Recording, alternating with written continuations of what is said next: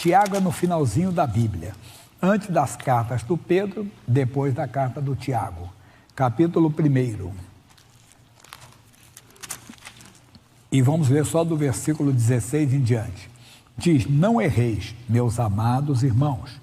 Toda boa dádiva e todo dom perfeito vem do alto, descendo do Pai das luzes, em que não há mudança nem sombra de variação. Verdade, Deus não muda. O homem muda. Não precisa ler Malaquias 3,6, ele diz: eu, o Senhor, não mudo. Deus não muda. Deus não é de um lado agora e depois vai ser de outro. Não, Deus não muda. Pode ter certeza. No Novo Testamento, com Jesus Cristo, diz: Jesus Cristo é o mesmo ontem, hoje e o será eternamente. E a própria palavra de Deus, o próprio Senhor diz a respeito dela: os céus e a terra passarão, mas as minhas palavras não vão de passar. Então não há mudança. Eu sempre gosto de citar que a reforma protestante não foi uma reforma da palavra. Não, a palavra continuou a mesma. Foi o entendimento do homem, que entendeu, por Lutero, que o justo viverá da fé. Então, mudou o entendimento humano, não foi reforma da palavra de Deus. Aí ele diz: segundo a sua vontade, ele nos gerou pela palavra da verdade, para que fôssemos como o quê? Como primícias das suas criaturas. O que é isso? Nós somos exatamente isso. É mostrando ao mundo que existe uma nova criação em Cristo. Que se houve aquela corrompida nos dias, entenda bem, de Adão, que foi até Noé, e de Noé veio uma nova geração, existe uma nova em Cristo. E nós temos que mostrar isso.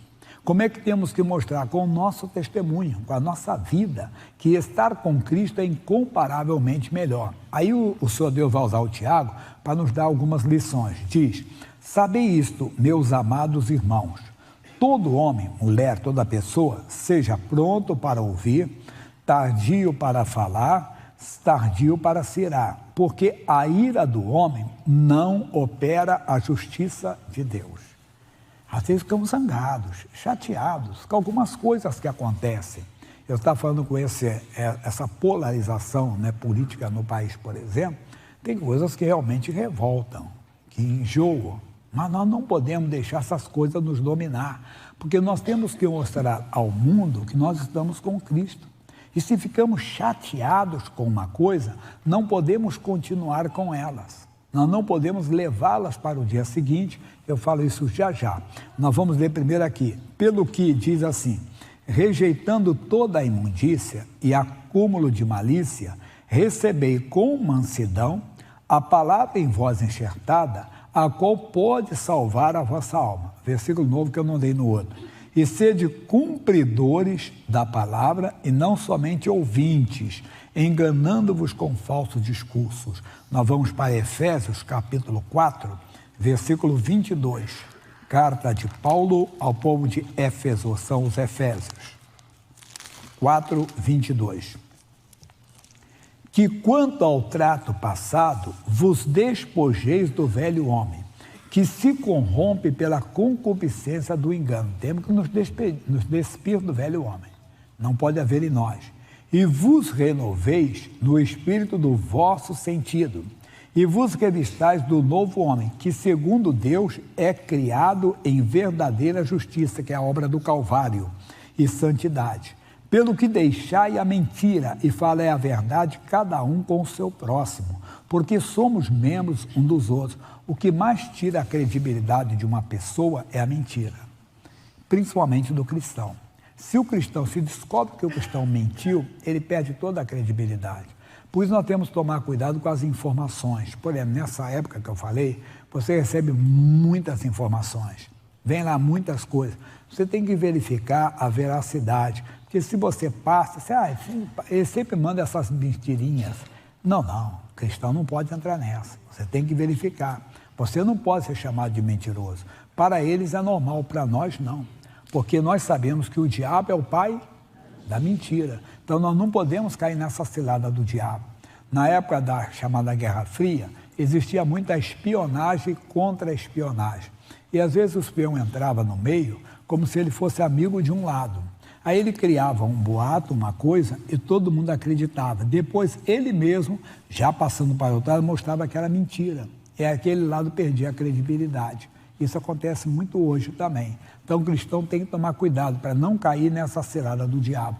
Mas, fora disso, no nosso dia a dia, não podemos.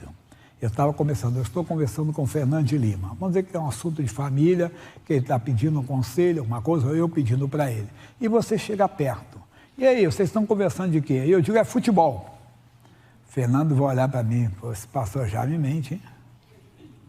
Esse pastor já me cria uma história.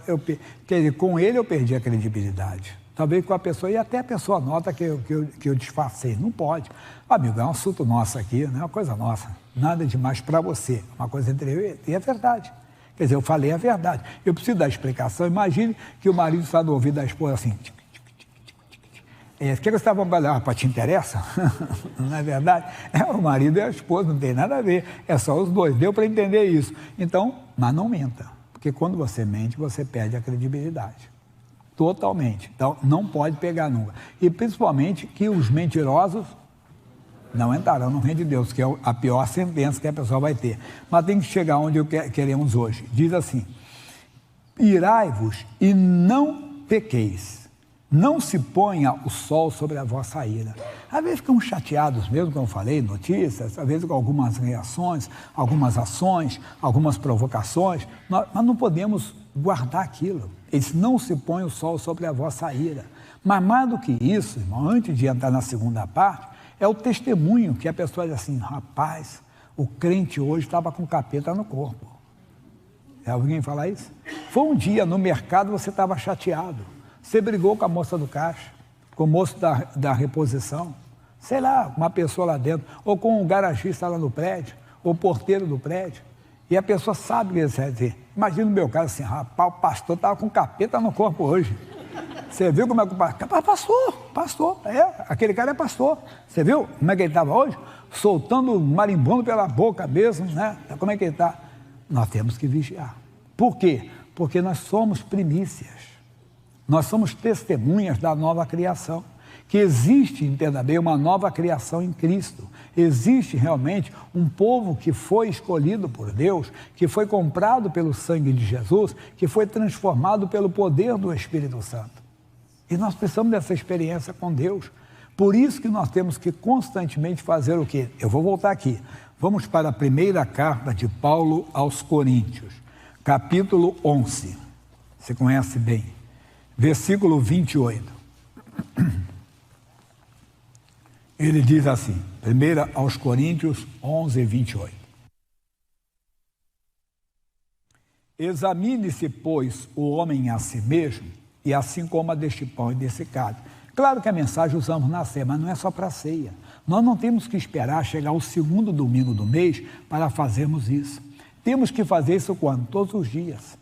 Principalmente leu lá Efésios, que diz, irai-vos, mas não pequeis. Não se põe o sol sobre a vossa ira. Quer dizer, não leve isso para o dia seguinte. Deus, eu fiquei chateado com aquela palavra. Mas o Senhor tem misericórdia daquela pessoa e perdoa. Mas não é isso que eu quero falar agora. Eu quero falar do 31, que diz assim, porque se nós nos julgássemos a nós mesmos, não seríamos julgados. Como? Não espere chegar ao julgamento. Então, Deus, eu não agi como um homem de Deus. Deus, eu estava nervoso lá no mercado. Eu estava nervoso com o rapaz da portaria. Eu estava nervoso hoje com o meu cônjuge. Eu estava nervoso com o meu filho. Eu fiquei errado. Deus não pode. Isso não é atitude de um homem de Deus, de uma mulher de Deus. O Senhor me perdoa. E podendo, seja humilde. Lembra de Jesus que disse, aprendei de mim que sou manso, humilde. E humildemente diga a pessoa, olha, desculpa aquele comportamento, não é do homem de Deus, não. Aí você ora para crescer, para não repetir aquilo. Por quê? Porque nós somos testemunhas do Senhor, somos primícias da nova criação. Nós temos que mostrar ao mundo que existe uma nova vida em Cristo, que essa nova vida é demonstrada na nossa vida, é demonstrada pelo nosso comportamento, é demonstrada pelo nosso testemunho, e nós temos que testemunhar. Temos que mostrar que fomos mudados, fomos transformados, entenda, pelo poder de Deus. Por isso temos que nos julgar todos os dias, não só na Santa Ceia, Deus, mas não é só isso. Tem coisa que você não vai pedir desculpa para ninguém. Não, porque é coisa entre você e Deus. Deus, isso não é pensamento de um homem de Deus, misericórdia. Isso não é desejo de um homem de Deus, de uma mulher de Deus. Você tem que ser sincero com você. Lembra o que eu já citei aqui, Deus não trabalha com os perfeitos, trabalha com os sinceros. Seja sincero, porque Ele conhece tudo. Aí você tem que ir se julgar, não deixar de maneira alguma aquilo ficar com você, porque, mas pastor, já ninguém vai saber não, nem o diabo, mas o diabo é que mandou. Se você não mandar embora, que você aceitou. Então você tem que falar com Deus, abrir o coração, usar de toda a sinceridade, mas de toda, transformando todo dia o seu ser. Aqui ele fala em 1 Coríntios, matéria 9, capítulo 6, versículo 17. Muito bonito esse versículo. Mas o que se ajunta com o Senhor, torna-se o quê? É o mesmo Espírito. É isso que temos que nos unir. Como é que eu vou me unir ao Senhor? Com a palavra de Deus. Aí ele diz, fugir da prostituição, porque todo pecado que o homem comete é fora do corpo, mas o que se prostitui peca contra o seu próprio corpo. Ou não sabeis que o nosso corpo é o quê? É o templo do Espírito Santo que habita em vós, proveniente de Deus, e que não sois de vós mesmos, porque foste comprados por bom preço. Glorificai, pois, a Deus no vosso corpo, no vosso espírito, os quais pertencem a Deus. É isso que temos que mostrar. O mundo tem que ver isso em mim, tem que ver em você. Por isso é necessário você se julgar todos os dias, e não só naquele dia da Santa Ceia, porque nós somos primícias dessa nova criação. Temos mostrado ao mundo que estar com Cristo é incomparavelmente melhor. Claro que não é só isso, é em tudo. É quando alguém traz uma má notícia, é um parente, uma pessoa do seu convívio, um amigo, é uma doença grave, e nessa hora você mostra a sua confiança. Não, mas olha, o Deus que eu conheço é poderoso para mudar essa história. Ele faz o impossível se tornar possível. É um câncer que apareceu, é uma doença incurável, e você vai, abre o coração e diz, não, mas Deus vai mudar essa história. Deus é poderoso. É uma pessoa com depressão, uma pessoa até com vontade de se matar, e você diz, não, você tem que conhecer o amor de Deus. É lindo conhecer a Cristo. Não, mas aí eu penso coisas. Não, e você vai aprender que você não tem que confessar o que pensa, mas o que diz a palavra, e você vai entrando com o Evangelho.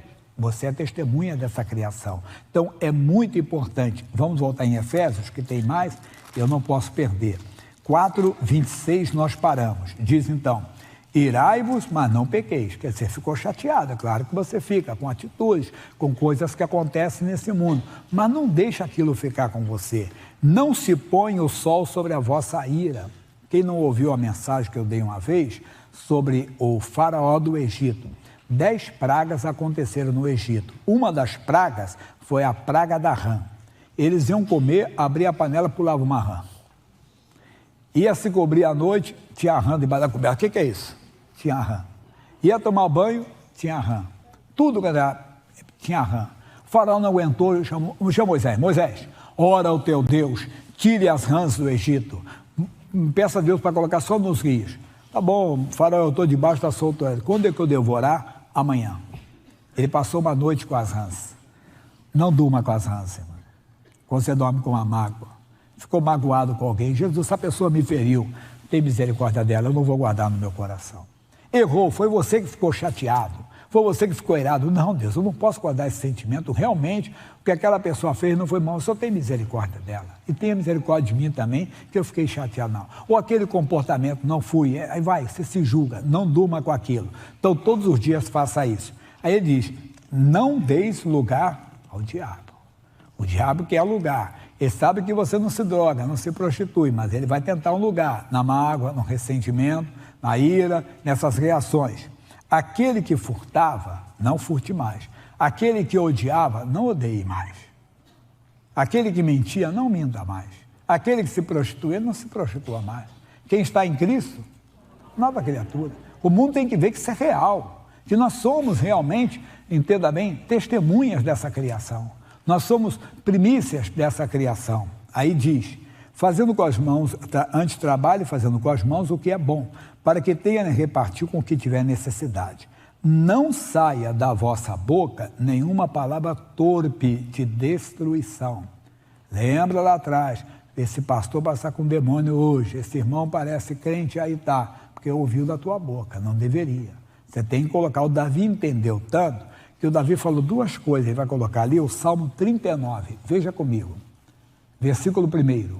E eu disse, guardarei os meus caminhos para não delinquir com a minha língua. Enfrearei a minha boca enquanto o ímpio estiver diante de mim. Salmo 141, versículo 3. Ele diz assim: põe, ó Senhor, uma guarda à minha boca, guarda a porta dos meus lábios. Isso é oração, pessoal. O livro de Salmos é livro de cânticos e de oração. Então nós temos que fazer essas orações também. Deus coloca. Porque quantas vezes parece que você está com uma coceirinha na língua, né? E acaba falando o que não devia falar. Aí depois você se arrepende, às vezes é a mulher que fala para o marido fala para a mulher, é o pai que fala para o filho para o pai, às vezes é com os amigos, às vezes no local, você acaba falando palavras de destruição. É esse que é o crente? Tem que tomar cuidado. Mas só que for boa para promover a edificação, para que dê graça aos que a ouvem. Atenção, hein? E não entristeçais quem? O Espírito Santo de Deus, no qual estáis selados para o dia da redenção, irmão. Não entristeça o Espírito Santo, vigie em todo momento. Então, nós somos chamados para sermos como primícias da nova criação. O mundo tem que conhecer pessoas seguras, pessoas confiantes em Deus, mas pessoas que foram mudadas, transformadas mesmo. No outro culto, vamos falar um pouquinho de Saulo de Tarso. O Saulo de Tarso era um perseguidor de cristãos. Depois que ele foi transformado, as pessoas, os judeus, ficam assim, não entendemos nada. Não era esse que tinha a carta dos principais da sinagoga de Jerusalém para prender aqueles que invocavam o nome de Jesus? E agora ele está anunciando que Jesus é o Cristo. Por quê? Porque ele teve um encontro com Deus. Somos nós. Não era esse que enchia a cara de cachaça? Não é esse homem que sempre falava palavrão? Não era aquele homem que sempre estava brigando com a mulher dele, ou a mulher que estava sempre brigando? Agora mudou. É uma paz que reina nessa casa. Até a esposa brinca assim, rapaz, nunca mais precisa dar um beliscão no meu marido. Eu não vejo ele olhando mais para os lados. Quer dizer, é uma nova criação. É uma nova criatura. É isso que nós somos. Vamos acordar, vamos despertar. Não vamos nos contaminar com o veneno que está no mundo, mas vamos mostrar ao mundo que Deus quer que todo homem seja salvo. Até aqueles que são oposição a nós. Até aqueles que não gostam das nossas ideias, ou dos nossos costumes, ou da nossa crença. Vamos mostrar que a nossa luta não é contra a carne e o sangue. Não é contra o homem, mas é contra principados e potestades. Amém?